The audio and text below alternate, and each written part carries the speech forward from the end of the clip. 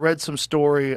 Was it Glenn Greenwald? It was. Yeah. The gay barber guy? Yeah. Yes. It's scary, man. Is that true? Is that story accurate? With a bunch of these... Scared that people who are not criminals are getting, like, lassoed up and deported and sent to, like, El Salvador prisons. It's horrific. I don't think that should be controversial. No, that's not controversial at all. Again, that's bad for the cause. Like, the cause is, let's get the gang members out. Everybody agrees. But let's not innocent gay hairdressers get lumped up. Hello, my viewers. Welcome to your favorite Hollywood celebrity updates. Please don't forget to subscribe and click the notifications bell icon for more celebrity gossip updates.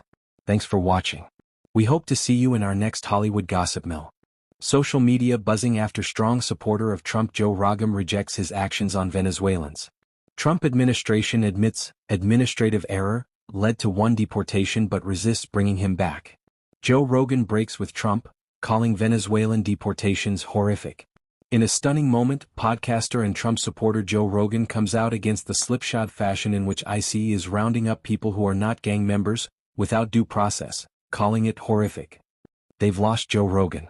Influential podcast host and prominent Trump supporter criticizes administration for removal of gay makeup artist. Joe Rogan, the influential podcast host and prominent supporter of Donald Trump, has criticized the president's administration over the deportation of a professional makeup artist and hairdresser to a prison in El Salvador, calling it horrific. Andre Jose Hernandez Romero, who is gay, had sought asylum in the U.S., telling officials he faced persecution because of his sexual orientation and political views. But U.S. immigration officers argued the crown tattoos on his wrists were proof he was part of Tren de Aragua, the Venezuelan gang, despite Hernandez Romero telling them he was not. Last month, he was flown from Texas to a maximum security prison in El Salvador, a facility that his lawyer said was one of the worst places in the world. His removal comes as the administration undertakes what Trump has pledged would be a mass deportation campaign. In a March 29 episode of his popular podcast, Rogan, who endorsed Trump for president last year, said it was horrific that people who aren't criminals are getting lassoed up and deported.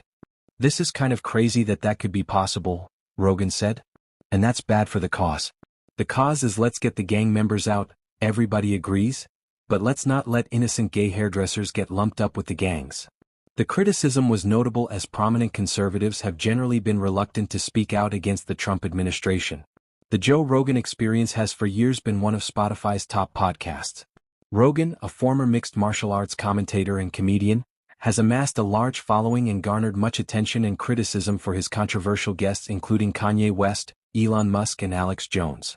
Rogan himself has expressed support for Trump's crackdown and in last week's episode was highly critical of Joe Biden's immigration policies, arguing an open border brought criminals into the U.S.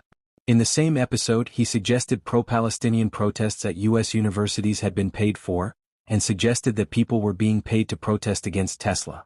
But Rogan argued that conducting deportation operations recklessly would cost Trump supporters. Measure twice, cut once. Joe Rogan voices concern over mass deportations to El Salvador. Podcast megastar Joe Rogan spoke out against President Donald Trump's mass deportation. Rogan, who runs one of Spotify's most listened to podcasts, endorsed Trump in the 2024 election after the candidate appeared on his podcast. The Joe Rogan Experience is particularly popular among young men. Speaking with comedian Francis Foster and political commentator Konstantin Kysin in an episode released Saturday, Rogan expressed sympathy for migrants traveling over the U.S. southern border. He also repeated a Republican conspiracy that previous open border policies were letting more criminals into the country for some sort of nefarious plan. But then Rogan went on to say, there's still people coming through and there's probably still people coming through that are criminals. But the thing is that you gotta get scared that people who are not criminal are getting lassoed up and deported and sent to El Salvador prisons, Rogan said, mentioning an instance where someone got deported without evidence that he had a criminal background. In March, Trump evoked the Alien Enemies Act of 1798, last used in World War II, to deport hundreds of people the administration alleged are part of the Venezuelan gang Tren de Aragua. They were sent to a maximum security prison in El Salvador on planes that were in the air as a federal judge ordered that the deportations be halted. Families of several Venezuelan migrants have said that their loved ones, including a young barber, a gay makeup artist and a professional soccer player, were unfairly targeted in efforts to deport gang members, NBC News reported. It's horrific. It's horrific, Rogan said on the podcast as the guests talked about one such case. One El Salvador native and father to a 5-year-old, Kilmar Armando Abrego Garcia, was among those removed during the swift deportations. His wife, a U.S. citizen, filed a lawsuit calling for his return. Government officials acknowledged that an administrative error led to his deportation, USA Today previously reported, but the Trump administration has stated it has no interest in returning him. This is the thing, measure twice, cut once, Rogan said. Let's not, innocent gay hairdressers get lumped up with the gangs. Like, how long before that guy can get out? Rogan also said he thought it hurt the cause. President Trump was elected with a resounding mandate to secure our borders and mass deport criminal illegal migrants, White House spokesperson Kush Desai told USA Today in a statement. The Trump administration is committed to delivering on this mandate and sending a clear message while doing so. Our immigration laws will be enforced and must be respected. Hey everyone, welcome back to the channel. Today's story might surprise some and confirm long-held suspicions for others. We're talking about Joe Rogan, podcast giant, cultural commentator, and someone who's been both praised and criticized for his political takes over the years. For a while now, many have speculated about where Rogan truly stands when it comes to Donald Trump. He's had an on-again, off-again relationship with the former president in terms of public support, often walking a fine line between critique and defense. But this time, according to recent developments, the line has been crossed. Rogan has finally and quite firmly distanced himself from Trump, and the tipping point involves something that's both deeply political and deeply human: the deportation of LGBTQ individuals from Venezuela under policies that have been described as horrific. Let's back up a bit.